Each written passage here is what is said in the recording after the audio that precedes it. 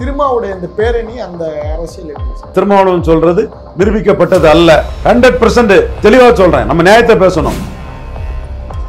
இன்னும் உங்களுக்கு அதை சொல்லதுக்கு மனசு வரல பாருங்க. இவ்வளவு வயசான பிறகு உங்களுக்கு அந்த மனசு வரல பாருங்க. அதிமுக ஒரு வன்னியர் கட்சியாட்டே மாறிட்டு. அரசியல் விமர்சகர்களே, ரங்கராஜ் பாண்டே சகோதரரே, சவுக்கு சங்கர் விப்ளவின் சூப்பர் ஸ்டாரே, பிரியன் அவர்களே, மனச்சாட்சியோட நியாயமா பேசுங்க.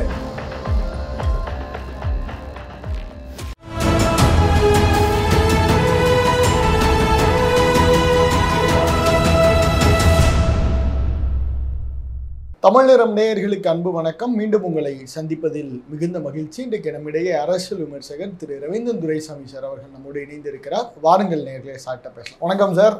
வணக்கம் டேனியல். எப்படி இருக்கீங்க சார்? நல்லா இருக்கும் தம்பி. Okay sir. சார், இப்போ திருமாவுடைய அந்த பேரணி, அதில் திமுக கூட்டணியில தான் நாங்கள் இருப்போம் அப்படின்னு அதை உறுதி பண்ணியிருக்கிறார். திருமாவுடைய அந்த பேரணி அந்த அரசியல் எப்படி சார்? மத சார்பின்மைன்னு சொல்லும் போது மூலம் கிறிஸ்டின் முஸ்லீம் ஓட்டை கன்சால்டேட் பண்றார். அவருக்கு அவங்க ஓட்டு விழுந்துரும், அந்த ஓட்டு விழுந்துரும்.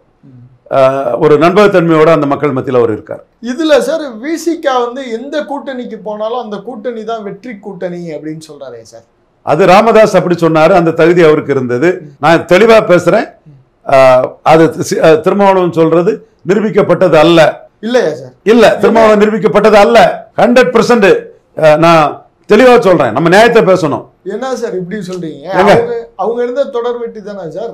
வடதமிழத்தின் வெற்றி பெறா இருக்கிறாரு, அது வேற. எந்த கூட்டணிக்கு போனாலும் வெற்றிங்கிறத நான் அப்ஜெக்ட் பண்றேன். அது தவறு. டாக்டர் ஐயா 98ல எண்ட் ஜஸ்டிஃபைஸ் மீன்ஸ் நான் உருவாக்குன கூட்டணியில இருந்து ஜெயித்தாரு. கண்டிப்பா நான் உருவாக்குன கூட்டணி ஐயா. நீங்க இன்னும் உங்களுக்கு அதை சொல்லதுக்கு மனசு வரல பாருங்க. இவ்வளவு வயசான பிறகும் உங்களுக்கு அந்த மனசு வரல பாருங்க. கலைஞர் என்ன திட்டுனாருன்னு தெரிஞ்ச பிறகும் சொல்லணுமையா. உங்களால நான் பாப்புலரான அந்த நன்றியை காட்டும் போது நான் கட்சியை காப்பாத்தினங்கிறத ஐயா சொல்லணும். ஓகே, 98ல பாமக கூட்டணி அதிமுக வெற்றி, 99ல திமுக கூட வெற்றி, 2001ல அதிமுக வெற்றி. அப்போ ராமதாஸ் வெற்றி கூட்டணி, நான் இருக்கக்கூடிய கூட்டணி வெற்றின்னு 2004ல சொல்லலாம். திமுக வெற்றி, 2006ல திமுக வெற்றி. ஸோ மாறி மாறி அவரு கூட்டணி செய்யும் போது வெற்றி கூட்டணியா இருந்திருக்கிறாரு. திருமாவளவன் திமுக கூட்டணியில தான் வெற்றி கூட்டணியா இருக்காரு. திமுக கூட்டணியில பாமகவுக்கு எதிராக தான் வெற்றி கூட்டணியில இருக்கிறார். 2009ல பாமகவுக்கு எதிராக வெற்றி கூட்டணியில அவர் வடதமிழகத்துல ஜெயலலிதா ராமதாஸ் வச்சு 6-7 சீட்டு ஜெயித்தாங்க. அதே நம்ம மறுத்து பேசக்கூடாது. பாமக வச்சு தென் 2011ல தோல்வி அடைஞ்சிட்டாரு. 2011ல பொருந்தா கூட்டணியில தோல்வி அடைஞ்சிட்டாரு. அப்பதான் ரவிக்குமாருக்கு நான் சொன்னேன், அதெல்லாம் வேலைக்கு ஆகாதுங்க, எலித்தவள நட்பாயிரும்னு நான் சொன்னேன். உடனே ரவிக்குமார் என்னெல்லாம் கிண்டல் அடிச்சுக்கிட்டு கேலி பண்ணிட்டு தெரிஞ்சாரு. நான் சொன்னதான் நடந்தது. அங்க சகோதரர் தான், இன்டெலெக்சுவல் தான், அது வேற விஷயம். நீங்க அவர் சொல்றதுனால அவர் மேல எனக்கு வெறுப்பெல்லாம் என் சகோதரர் மேல கிடையாது. இஷ்யூல தான் அது. அவரு 90 சீட்டு வடக்க ஜெயிக்கினாரு. எலித்தவள நட்பாயிருங்க, அது வேலைக்கு ஆகாதுன்னு சொன்னேன். அப்ப வெற்றி கூட்டணின்னா ராமதாஸ் கூட 11ல ஜெயிக்க வேண்டியதுதானே. 2009ல திமுக கூட நின்று பாமக எதிர்ப்பு ஓட்டை கன்சால்டேட் பண்ணி ஜெயித்தாங்க. 19ல பாமக அணிக்கு எதிராக நின்று ஜெயித்தாங்க. 21ல பாமக அணிக்கு எதிராக அந்த சூழ்நிலை பெரிய அளவில் இல்லாததுனால சில இடங்கள்ல பரையர் சமூக வாக்குகளை சில பூத்துல தேமுதிக மூலமா அதிமுக போயிருக்கு. வெற்றி கூட்டணி தான், வெற்றி வீரர் தான், வெற்றி பெற்று அங்கீகாரம் பெற்றுட்டாரு. வாழ்த்துக்கள் சகோதரருக்கு. ஆனா பரையர் சமூக வாக்கு தேமுதிக மூலமா அங்க போயிருக்கு. பிரபாகரன் ஒரு மறவர் சமூகத்தை சேர்ந்த தம்பி, தென் மாவட்டங்களை சேர்ந்த தம்பி, ரொம்ப ஓரமான ஒரு தம்பி. அவன் எனக்கு கொடுத்த அந்த ரிப்போர்ட்ல தெள்ள தெளிவா இந்தந்த பூத்துல இது விழுப்புரம் மக்களவையில் 2021க்கும் 24க்கும் வித்தியாசத்துல பரையர் சமூக வாக்குகள் ரவிக்குமார் தொகுதியிலேயே திமுக அணியை விட்டு விடுதலை சிறுத்தைகளை விட்டு தேமுதிக கேப்டன் விஜயகாந்த் சிம்பதியில பிரேமலதா அம்மையார் லீடர்ஷிப்ல அதிமுக அணிக்கு வந்திருக்குங்கிறத ஆதாரப்பூர்வமா காட்டுறாரு. இன்னும் நிறைய ஆதாரங்களை அந்த தம்பி தர இருக்கிறாரு. எல்லாத்தையுமே வச்சு தேமுதிக எவ்வளவு கான்ட்ரிபியூட் பண்ணிச்சு, ஊடகத்தில் இருக்கவங்கலாம் எவ்வளவு கொஞ்சம் கூட டேட்டா இல்லாம தேமுதிகவை மறைச்சு மட்டம் தட்டி என்ன இருக்குன்னு என் தம்பி சவுக்கு சங்கர் பலரும் ஒரு டேட்டா இல்லாம பேசுறாங்க போது அந்த மறவர் சமூக என் தம்பி பிரபாகரன், நான் ஏன் ஜாதியை சொல்றேன்னா அந்த அளவுக்கு கேப்டன் விஜயகாந்த் மேல பற்றுதல் கொண்டவன். அங்க உள்ள தெலுங்கு தாய்மொழி மக்கள் இது ராஜ்யசபா மறுக்கப்பட்ட போது அந்த தெலுங்கு மக்கள் எந்த அளவுக்கு எடப்பாடி கரிசி கொட்டினாங்க, கோவப்பட்டாங்க, எல்லாமே எனக்கு டீட்டெயில்ஸ் அனுப்பக்கூடிய ஒரு தம்பி. அவன் நிறைய டீட்டெயில்ஸ் தேமுதிக கூட கான்ட்ரிபியூஷனை பற்றி சொல்லியிருக்கான். நான் தெளிவாட்டே இன்னொரு வீடியோவில் அதை பேசுகிறேன். கண்டிப்பா சார். இப்ப இவர் வந்து பாமகவோட அந்த ஸ்டாண்டை வந்து திரும்ப சொல்றதுலேருந்து என்ன அரசியலை சொல்ல வர்றாரு சார்? இப்ப நாங்க இருந்தா நீங்க ஜெயிச்சிருவீங்க அப்படின்னா இப்ப பாமகவோட ஸ்டேட்மெண்ட் இவர் சொல்றதுனால இப்ப வட தமிழகத்தினுடைய ராஜா திருமான்னு சொல்றாரா? திமுக கூட்டணியில காம்பினேஷன் கெமிஸ்ட்ரியில தான் திருமா சாதிச்சிருக்காரு. அந்த வெற்றியை நான் எல்லாருக்கும் கொடுக்குறேன். ஓ, திரும்ப கூட நீங்க சுருக்கல முடியாதா சார்? என்ன சார் 2009 நம்ம சொல்லியும் 11ல தோத்தாருங்க. KK நகர் சொர்ணபவன் ஹோட்டல்ல தோத்து போகணும்னு சொன்னேன் சோதரட்ட. என் தம்பி கண்ணன் RSS கண்ணன் கூட இருந்தான். என் கண்ணன் நான் திருமாவளவன் இன்னொரு ஃப்ரெண்ட் இருந்தாப்புல. நைட்டு 12 மணிக்கு KK நகர் சொர்ணபவன் ஹோட்டல்ல சந்திக்கிறோம். அலையன்ஸ் முடிஞ்சது நான் சொன்னேன் பொருந்தா கூட்டணி தேராது எலித்தவள நட்பாயிரும்னு சொன்னேன். அப்போ நீங்க 2009 வெற்றி வீரராக இருந்தவர் 11ல ஏன் பொருந்தா கூட்டணி அமைச்சு வீணா போனாரு? அதைத்தான் இப்பவும் சொன்னேன். அதிமுக வன்னியர் கட்சி 10.5 ஜாதிவாரி கணக்கெடுப்பு நடத்தாம CV சண்முகம் எடப்பாடி பழனிசாமி கூட்டு சதியா ஒரு ஜாதிக்கு இடஒதுக்கீடு கொடுத்த கட்சி. அந்த கட்சி கூட போய் திருமாவளவன் கூட்டணி சேர்ந்தா எப்படி ஜெயிக்கும்? நம்ம அதெல்லாம் ஆணித்தரமா நம்ம கருத்தை முன்வைக்கிறோம். இப்போ இது வெற்றி கூட்டணின்னு சொல்லி சீட் பேரத்தை அதிகப்படுத்துறது தான் ஒரு நோக்கமாக இருக்குமா சார்? இல்லை, அது அவருக்கு உரிமை இருக்கு. அவரு மற்ற கட்சியோட நான் அதிகம் கான்ட்ரிபியூட் பண்ணியிருக்கேன், அதனால எனக்கு கூடுதல் சீட்டு வேணும்னு அவர் திமுக கேட்கறதுல என்ன தப்பு இருக்கு? அது அவர் உரிமை. இப்போ இந்த 6 சீட்டு அதே ஃபார்முலா தான் இருக்குமா சார்? ஏன்னா இப்போ விசிக வந்து நிறைய கூட்டங்கள் நிறைய போறாங்க. திருமாவோட இம்பார்ட்டன்ஸ் கூடி இருக்குல்ல சார் அந்த கூட்டணியில்? கண்டிப்பா கூடி இருக்கு. அவரோட கான்ட்ரிபியூஷன் பெருசு, நான் மறுக்க வரல. பட் ரியாலிட்டி வந்து எல்லாரும் ஒன்னா தானே போயிட்டு இருக்காங்க. நான் வளர்ந்துட்டேன் நீ தேஞ்சிட்டேங்கிறதுக்கு என்ன எவிடன்ஸ்? நான் திருமாவுக்கு கான்ட்ரிபியூஷன் அதிகம்னு நம்புறாங்க. ஓகே சார், எனக்கு அதில் ஒன்றும் மாற்றம் இல்லை. இது என் நம்பிக்கை. What is evidence for that? CPM 2, CPI 2, Thiruma 2. CPI தேஞ்சிட்டாங்க, திருமா வளர்ந்துட்டாங்கிறதுக்கு என்ன எவிடன்ஸ்? எங்க எல்லாரும் ஒன்னா தானே நின்றுருக்கீங்க. ஒன்னா 2 வாங்கினவங்க ஒன்னாவே நிற்கிறீங்க. 19 2 வாங்கினீங்க, 24 2 வாங்கி ஜெயிக்கிறீங்க. அப்போ 19 24 திருமா வளர்ந்துட்டாரு, கம்யூனிஸ்ட் தேஞ்சிட்டுங்கிறதுக்கு என்ன எவிடன்ஸ்? லாஜிக் இல்லைல்ல. அப்போ நீங்கள் வந்து உங்களுக்கு ஸ்ட்ரென்த் இருக்கும்னா நீங்கள் 19 வாங்கியிருக்கணும். 19 வாங்க முடியல. 0.7 தான் நீங்கள் 19க்கு முன்ன மக்கள் நல கூட்டணியில் இருந்தீங்க 16ல். அப்போ உங்களுக்கு அன்னைக்கு அந்த கிளைமை வைக்க முடியல. இப்போ நீங்கள் கேட்டலிஸ்டாக ஹெவியாக கான்ட்ரிபியூட் பண்ணுறீங்கன்னு உங்களுக்கே தோணுது. ஆனால் நீங்கள் 2 இந்திய கம்யூனிஸ்ட் 2, மார்க்சிஸ்ட் 2, விடுதலை சிறுத்தைகள் 2 தானே அணி அமைச்சிங்க. நான் நியாயமாக தான் பேசுகிறேன். எனக்கு அதில் ஒன்றும் இது இல்லை. பரையர் சமூகம் வட தமிழகத்தில் வெற்றி வீரர்கள்னு நான் சொல்லுவேன். ஒரு இன்டலெக்சுவல் கம்யூனிட்டி, அந்த கம்யூனிட்டியை நான் உண்மையை சொல்லக்கூடியவை. பட் இதுவும் உண்மை. அதை எவிடன்ஸ் பேஸ்டாக போனால் தான் ஸ்டாலினுக்கே அந்த ப்ரெஷர் இருக்குன்னு சொல்ல வரீங்க? அப்படி இல்லைங்க. இவர் கேட்டால் நாங்கள் வளர இல்லையா, அவர் வளர்ந்துட்டாருங்கிறதுக்கும் நாங்கள் தேஞ்சிட்டுங்கிறது என்ன எவிடன்ஸ்ன்னு 2 கம்யூனிஸ்டும் கேட்டாங்கன்னா என்ன ஆதாரத்தை கொடுப்பீங்கன்னு கேட்டேன். சார், இப்போ அந்த கூட்டணியில் 3வது பெரிய கட்சியாக விசிகாவை பொசிஷன் பண்ணுறதுக்கு தான் பார்ப்பாங்களா? ஆஃப்டர் காங்கிரஸ் வந்து விசிகா தான் ப்ரியாரிட்டி கொடுப்பாங்களா? மதிமுக கம்யூனிஸ்ட் எல்லாம் பின்னாடி தானே சார்? 6-6ன்னு தானே எடுத்திருக்காங்க. 2 கம்யூனிஸ்டுகளும் விசிகாவும் 2-2ன்னு தானே எடுத்திருக்காங்க. எப்படி ப்ரியாரிட்டி கொடுத்துட முடியும்? அதுக்கு எதுவும் வாய்ப்பு இல்லைங்க சார். இப்போ நீங்கள் எடுத்துட்டீங்கன்னா வைகோ அண்ணன் எடுத்துடுங்க, துறை வைகோ எடுத்துடுங்க. அவங்களும் தெலுங்கு தாய்மொழி மக்கள் ஏரியாவில் கான்ட்ரிபியூட் பண்ணுறாங்க, கடுமையாக பண்ணுறாங்க. ஒட்டப்பிடாரம், வாசுநல்லூர், சங்கரங்கோயில், விளாத்திக்குளம், கோயில்பட்டி, விருதுநகர், சிவகாசி, சாத்தூர், திருப்பரங்குன்றம், இந்த பகுதிகளில் அவங்க ஓட்டும் கான்ட்ரிபியூட் ஆகுது நல்லாவே. அதே மாதிரி தேனி பகுதிகளில் ஆகுது, மேற்கு பகுதிகளில் ஆகுது. ஸோ அவங்களுக்கும் ஒரு பேக்கிங் இருக்குது. அப்போ அவங்களும் எங்கள் பேக்கிங்கும் முக்கியமானது சவுத்தில். அப்போ எங்களுக்கு சீட்டு அதிகமானு அவங்களும் கேட்பாங்கல்ல. நான் இது சொல்கிறது விடுதலை சிறுத்தைகளை எதிராக சொல்லலைங்க. அந்த அணி இன்டாக்டாக இருக்குது. எல்லாரும் ஒரு ஃபார்முலாவுக்குள்ள அரைவு ஆயிருக்கீங்க. அந்த ஃபார்முலாவை தாண்டும் போது ஒரு பெரிய கட்சி வந்து நீங்க தேங்கிட்டீங்க, அவர் வளர்ந்துட்டாருன்னு கன்வின்ஸ் பண்றதுக்கு எவிடன்ஸ் இருக்காது அவங்களுக்கு. Okay okay. இப்போ ஸ்டாலினை பொறுத்தளவில் அந்த ஸ்டேட்டஸ்க்கு போகணும்னு நினைக்கிறாரு.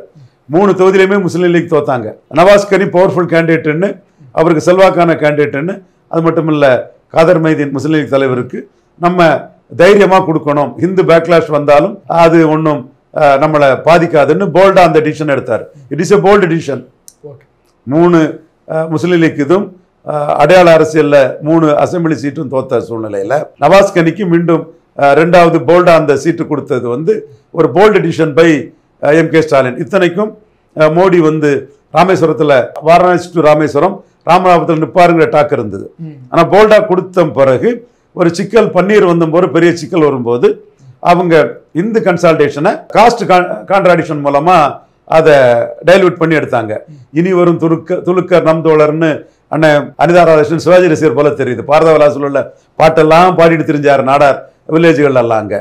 அதே மாதிரி தேவேந்திர குல வேளாளர்கள் யாதவர்கள் இவங்களெல்லாம் கண்ணப்பண்ணம் குறி வச்சு அந்த ஓட்டை காஸ்ட் கான்ட்ராடிக்ஷனாக கொண்டு வந்தாங்க. ஓபிஎஸ் வந்து அவருக்கு உள்ள சிம்பதியும் தாண்டி அதை ஒரு ஜாதிய முரண்பாடை கொண்டு வந்து அங்கே நவாஸ்கனியை ஜெயிக்க வச்சாங்க. இன்னும் 3 பேர் தான் 2019 அதிக வாக்கெடுத்தவர். ஒன்று கிறிஸ்டின் கன்சால்டேஷனில் இவர் விஜய் வசந்தகுமார், இன்னொன்று நல்ல சொந்த செல்வாக்கில் அல்லது அட்டவணை மக்கள் மத்தியில் ஒரு பெரிய இன்டலெக்சுவல்னு அவர் திருவள்ளூர் கேண்டிடேட்டு சசிகாந்த் செந்தில் ஒரு பெரிய இன்டலெக்சுவல், சோனியா இதில் பெருசாக இருக்காருன்னு அந்த இதில் திருவள்ளூர் தொகுதியில் சசிகாந்த் செந்தில் ஒரு இன்டலெக்சுவல் பறையருங்கிற இதில் அந்த கம்யூனிட்டி மக்கள் அவரை லிட் பண்ணது இன்னொன்று. அடுத்து நவாஸ்கனி, அது காஸ்ட் கான்ட்ராடிக்ஷன்லையோ அவரோட ஒர்க்லேயோ அவர் முன்னோட 2% மேலே போயிட்டார். 3 பேர் அந்த மாதிரி மேலே போனதில் நவாஸ்கனியும் ஒருத்தர். அப்போ ஸ்டாலின் வந்து 3 சீட்டு கொடுத்த இடத்துல ஒரு எம்பிக்கு 3 போது 3 தோத்தாலும் ஒரு எம்பியை கொடுத்துட்டாரு. அப்போ நான் யாட்ஸ்டிக்ஸ் இருக்கும் பாரு, எனக்கு ஒரு எம்பிக்கு 3 எம்எல்ஏ, நீங்க 2 எம்பி உங்களுக்கு 6 எம்எல்ஏ தாரேன். இதுதான் சீட் ஷேரிங் ஃபார்முலாவா இருக்க முடியும். இதை சொல்றதுனால என்னுடைய மனச்சான்றுபடியே நான் சொல்றேன், விடுதலை சிறுத்தைகள் அதிகம் கான்ட்ரிபியூட் பண்றாங்கிறது எனக்கு தெரியுது. அதை நான் மறைக்க வேண்டிய அவசியம் எனக்கு இல்லை, தெரியுது. அது மறைக்க வேண்டிய அவசியம் இல்லை. பட் கம்யூனிஸ்ட்காரங்க அதை ஒத்துக்க மாட்டாங்கல்ல, ஒத்துக்க மாட்டாங்கல்ல. எங்களுக்கு ஒரு எம்பிக்கு 3 எம்எல்ஏ வேணும்னு முஸ்லீம் லீக் கேட்பாங்கல்ல, 2 எம்எல்ஏக்கு நிற்க மாட்டாங்கல்ல. அப்போ இன்னைக்கு இன்னொரு கூட்டணி கட்சியை 2 எம்எல்ஏக்கு நிற்க சொல்லிக்கிட்டு திருமாவளவனுக்கு கூட்டினா கரெக்ட். அது யாரு பிரஸ்டீஜை விட்டு நிற்பாங்க? அந்த ஒரு ஈஸ்வரன் கடைசியா நான் தான் அண்ணன் சொன்னேன். அது திருமாவளவனுக்கும் நமக்கும் நம்ம இவ்வளவு ஓட்டு எடுத்திருக்கோம், திருமாவளவன் இவ்வளவு ஓட்டு, திருமாவளவனுக்கு 6 சீட்டு நமக்கு 3 சீட்டாங்கிற இதெல்லாம் அண்ணனுக்கு இருந்தது. அப்போ அதெல்லாம் பார்க்காதீங்கன்னு, நீங்க ஜெயிக்கணும், அதுக்கு திருமாவளவன் ஓட்டு வேணும், உடனே கையெழுத்து போடுங்கன்னு ஈஸ்வரன் அண்ணன்கிட்ட நான் சொன்னேன். எங்க இருந்தாலும் சகாதேவ மாதிரி நான் என்கிட்ட கேட்கறவங்களுக்கு நல்லதுதான் சொல்லுவேன். கொங்கு ஈஸ்வரன் அண்ணன் வந்து மாநாட்டுக்கு என்னதான் கூப்பிட்டாரு, ராசியான கரங்கள் அண்ணே வாங்க அண்ணேன்னு அது கோமாதா பூஜை பண்ணி கொங்கு வேளாளர் மாநாடு இது பண்ணி பெருசா பண்ணார். அப்போ நீங்க ஆர்கனைஸ் ஆனதுனால தான் ஜெயலலிதா இது இன்னைக்கு எடப்பாடியே சிஎம் ஆயிருக்க முடியுதுன்னு அன்னைக்குள்ள அந்த கட்டத்துக்கு பேசினேன். நான் அந்த மாநாட்டில் என் பேச்செல்லாம் இருக்குது. நான் ஒரு ஜாதிக்கு எதிருங்கிற மாதிரி என்ன இப்போ முத்திர குத்த பார்க்குறானுங்க. அது ஈஸ்வரன் மாநாடு எனக்கு தான் அண்ணன் என்ன தான் ஒரே அதர் காஸ்ட்ல இருந்து கூப்பிட்டு அண்ணன் கௌரவிச்சாருங்கிறது வரலாறு. ஆனால் வந்து இன்னைக்கு 3 சீட்டில் 2 சீட்டு தோத்துட்டாரு. அதுக்கு அவருக்கு எம்பி கொடுக்கலன்னு சொல்லலையே, அவர் கட்சிக்கு எம்பி கொடுத்து ஒரு சின்ன சிக்கல்கள் எல்லாம் சரி பண்ணி அவர் ஜெயித்துட்டாரு. அப்போ ஒரு ஃபார்முலா இருக்கு, யாட்ஸ்டிக்ஸ் இருக்கு. இதுலயே போயிருவோம். இதுல நான் மாத்தி ஒருத்தருக்கு ஒருத்தர் என் மன வருத்தத்தை ஏற்படுத்தினது தானே ஸ்டாலின் போவாரு. இல்ல இப்ப அதே தான் பழைய ஃபார்முலா தான் சஸ்டைன் ஆகும். அதைத்தான் சொல்லுவாங்க. போன வாட்டியும் நீங்க தான் அதை முன்னாடியே சொன்னீங்க சார், இவ்வளவு சீட்டு தான் போவாரு, இதுக்கு மேலெல்லாம் இவங்க சொல்ற மாதிரிலாம் நடக்காது. அதே மாதிரி நன்றி டேனியல். இது ஒரு எம்பிக்கு 3 எம்எல்ஏங்கிறத நான் தான் ஸ்டாலின் அதை ஃபார்முலாவை இது பண்ணதுக்கு முன்னாடியே ஈஸியா பண்ணிடுவாருங்க. ஒரு எம்பிக்கு 3 எம்எல்ஏ இதுதாங்க ஃபார்முலான்னு நான் சொன்னேன். அவர் மனசுல அது இருந்திருக்கும். இப்ப நான் சொல்லி தான் அது செய்தாருன்னா நான் கிளைம் பண்ண வரல. பட் அவர் செய்யறதுக்கு முன்னாடியே ஒரு எம்பிக்கு 3 எம்எல்ஏங்கிற ஃபார்முலாவில் பெறுவாரு முக ஸ்டாலின்ங்கிறத நான் சொன்னேன். காங்கிரஸ்ல மட்டும் கொஞ்சம் அந்த தோத்த தொகுதி அந்த இடைத்தேர்தலில் கொடுத்த வாய்ப்புகள் அடிப்படையில் கொஞ்சம் சின்ன சேஞ்சஸ் இருக்கும் காங்கிரஸுக்கு மட்டும். மற்ற எல்லாரும் ஒரு எம்பிக்கு 3 எம்எல்ஏன்னு, காங்கிரஸுக்கும் ஆல்மோஸ்ட் ஒரு எம்பிக்கு 3 எம்எல்ஏ இதில் போயிட்டாரு. அப்போ ஏற்கனவே நம்ம போன பாதையிலே போயிடுவோம். 2019 பாதையை தான் 24 எடுத்தோம். ஸோ 21 பாதையை 26 எடுப்போம் தான் சொல்லுவாரு. ஸோ இந்த இடம் விடுதலை சிறுத்தைகளுக்கு மேலும் வளரணுங்கிற ஆசை இருக்குது. ஆப்ஷன் இல்லை. அப்ப இது 6 சீட்டை வாங்கிட்டு அப்படியே போயிடுவாங்க. பாஜக இல்லாத அதிமுகவே கூட அவங்களுக்கு ஆப்ஷன் கிடையாது. அதிமுக ஒரு வன்னியர் கட்சியாட்டே மாறிட்டு எங்க அரசியல் விமர்சகர்களே, ரங்கராஜ் பாண்டே சகோதரரே, சவுக்கு சங்கர் விப்ளவின் சூப்பர் ஸ்டாரே, இன்னும் பிரியன் அவர்களே, மனச்சாட்சியோட நியாயமா பேசுங்க. சேலம், விழுப்புரம், சிதம்பரத்துல 35-38% வாக்கெடுத்த கட்சி ரெட்டையில, திருநெல்வேலி, தேனியில வந்து 8, 9, 13 எடுத்தனா என்ன அர்த்தம்? கன்னியாகுமரியில் 4 எடுத்தா என்ன அர்த்தம்? அது என்ன எம்ஜிஆர் ஜெயலலிதா கட்சியா, காஸ்ட் நியூட்ரல் லீடருக்கு கட்சியா? 10.5% இடஒதுக்கீடு கொடுத்தனால வன்னியர்கள் ஓட்டு போட்டு இந்த இடத்துக்கு வந்திருக்கீங்க, அவ்வளவுதான். ஸோ இந்த வாக்குகளை வச்சுக்கிட்டு எப்படி விடுதலை சிறுத்தைகள் அதிமுக சேர்ந்து இது பண்ண முடியும்? இப்போ பாஜக இருக்கிறதுனால சுத்தமா போக மாட்டாங்க, கிறிஸ்டின் முஸ்லீம் எதிராக போயிருவாங்க. ஆல்ரெடி அங்க பாஜக இல்லைன்னாலும் எடப்பாடி உங்களுக்கு இன்னொரு பெரிய பாமக மாதிரி தான். அது உங்களுக்கு தோதான ஒரு இது கிடையாது. உண்மை உண்மை உண்மை, அதுல இந்த மாற்றம். சண்முகம் அவரோட பேச்சை நம்ம எப்படி சார் பாக்குறது? கண்ணாமண்ணான்னு பேசுறாரு சார், கண்ணாமண்ணான்னு பேசுறாரு. என்ன என்ன ஒரு கான்செப்ட் இல்ல, என்ன தியரி? தாவேக்காவோட போலான்னு நினைக்கிறதா என்ன? பல நிரூபிக்காத தாவேக்கா கூட யாரும் போவார்க்குள்ள சூழ்நிலை இல்லை. இதுவரை ஆதவ அர்ஜுனாவும் சுனில் கனகூலும் மோசடித்தனமா பத்திரிகைகள்ல பொய் செய்திகளை கொடுத்துட்டு தான் இருக்கணும். தாவேக்காவை பற்றி ஆப்ஷன் கொடுத்து யார் பேசியிருக்கா? இவரு கிருஷ்ணசாமி 1% ஓட்டு எடுத்த டாக்டர் கிருஷ்ணசாமி தவிர இதுவரை யாரும் பேசல.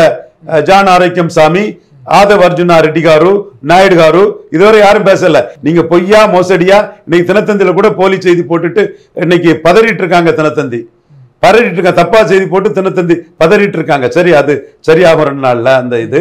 சோ விஜய் வந்து போலி கருத்து கணிப்பு தலைவர், போலி மோசடி கருத்து கணிப்பு தலைவர்.